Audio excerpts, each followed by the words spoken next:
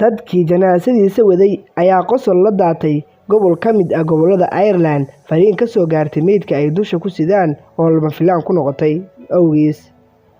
Ku soo dhawaada mawduucayna maanta. Fadlan inta aan u gudagelin mawduucayna maanta, waxaan kaa codsanaynaa haddii aad cusub tahay inaad channelka subscribe u taabato, sidoo kale videogana like saar. Aad ayaad u mahadsantahay.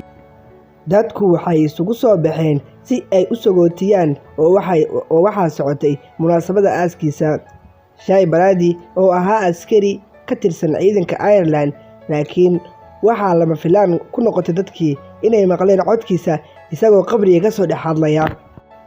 Dadkii aaska isugu soo baxay ayay la yaab ku noqotay inay maqlaan codka ninkan dhintay isagoo leh, "Soo dhawaada, ii oggolaada inaan soo baxo, meesha iga saara, aad bay meeshu u madowdahay oo waxaan maqlaa codkii wadaadka. Waa kan waa anigii, waa Shay, sanduuqa iga saara."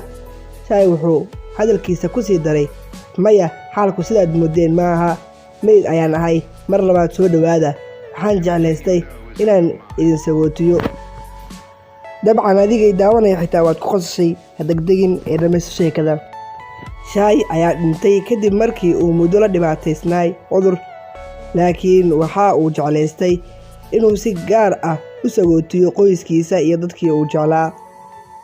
Gabadh uu dhalay ayaa sheegtay in aabaheed uu fariintan duubay inta uusan dhiman ka hor, waxaana laga shiday mikrafoon intii lagu guda jiray duugtiisa, isagoo dadka xasuusinayay inuu ahaa qof kaftan badan oo dadka ka qosliya.